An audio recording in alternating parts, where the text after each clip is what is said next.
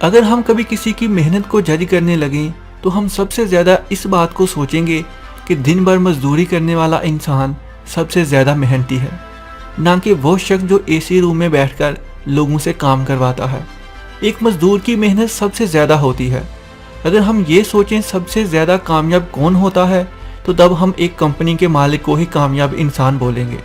کیا کبھی یہ سوچا ہے کہ کمپنیوں کے مالکوں کو دن بھر کام سے ڈبل حاصل کیوں ہوتا ہے، جو کہ ایک مزدور کو دن بھر کے کام کے بعد بھی وصول نہیں ہوتا ہے؟ میں آپ کو ایک چھوٹی سی کہانی سے سمجھانے کی کوشش کرتا ہوں، اس کو دھیان سے سنیے گا۔ ایک دفعہ کی بات ہے کہ ایک مزدور دن بھر ایک پہاڑ سے پتھر توڑتا اور ان کو لے جا کر بازار میں بیچتا۔ اس کی دن بھر کی محنت سے گھر بھی نہیں چل سکتا تھا۔ ایک دن اس کی نظر ایک سونار کی دکان پر پڑی۔ اس نے دیکھا کہ سونار کے پاس بہت چمکدار پتھر ہے جو قیمتی زیوروں پر لگے ہوئے ہیں، اور یہ وہی پتھر تھے جو وہ پہاڑوں سے توڑ کر لے کر آتا تھا۔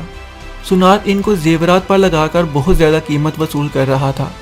مزدور سونار کے پاس گیا اور کہا کہ میں دن بھر محنت کر کے پتھر توڑ کر لاتا ہوں، مگر مجھے اتنے کم پیسے ملتے ہیں، اس سے میرا گزارا تک نہیں ہوتا، اور تم اے سی کے کمرے میں بیٹھ کر ان کو تراش کر لاکھوں روپے کماتے ہو، کیا میری محنت کی کوئی قیمت نہیں؟ سونار نے اسے بتایا کہ کسی چیز کی قیمت اس کو حاصل کرنے سے نہیں بلکہ اس کو خوبصورت بنانے سے وصول ہوتی ہے۔ جو پتھر تم لاتے ہو اس کی قیمت لوگوں کی نظروں میں کچھ بھی نہیں، بلکہ اس پتھر کو خوبصورت بنانے سے لوگوں کی نظر میں اس کی قیمت بڑھ جاتی ہے۔ انسان بھی ایسا ہی ہے، اس کی بھی کوئی قیمت نہیں۔ اگر دن بھر بیکار پھر کے اپنا وقت ضائع کرتا ہے تو لوگوں کی نظروں میں اس کی کوئی قیمت نہیں ہے۔ بہتر ہے کہ اپنی قیمت بڑھاؤ، اپنے آپ کو خوبصورت بناؤ۔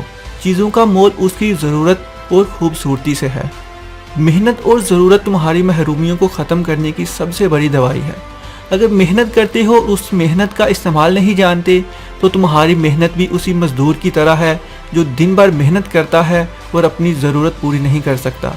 بغیر سوچے سمجھے کوئی کام کامیابی نہیں دیتا۔ کام وہی کرو جس سے مکمل فائدہ اٹھانے کا ہنر جانتے ہو۔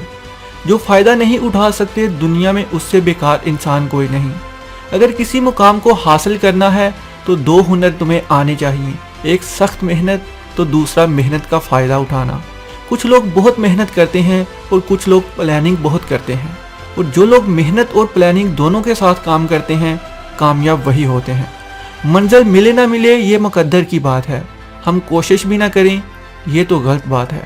اگر محنت کے بعد بھی کامیابی نہیں ملتی تو ہمت مت ہارو، محنت ہمیشہ ضائع نہیں جاتی۔ زندگی میں اگر منزل پانی ہے تو پھر طریقے بدلو، ارادے نہیں۔ یہی تو جگ کی ریت ہے، من کے ہارے ہار جاتے ہیں اور من کے جیتے جیت جاتے ہیں۔ ہمیشہ اپنی سوچ اور محنت کے ساتھ منزل کی طرف بڑھتے جاؤ، تم بہت کچھ حاصل کر سکتے ہو۔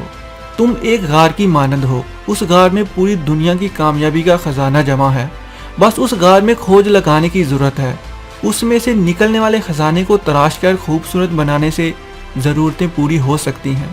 پھر تمہاری کامیابی کی قیمت خوبصورت مہنگی چیزوں کی طرح بڑھتی جائے گی۔ اگر تم اس غار سے خزانہ نکال لائے، اس کو بغیر تراشے بغیر خوبصورت بنائے بیچنے لگے تو کامیابی کبھی نہیں پاؤ گے۔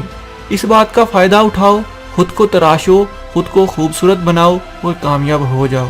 اپنی محنت کے ساتھ پلاننگ ضرور شامل کرو اگر کامیاب ہونا ہے تو۔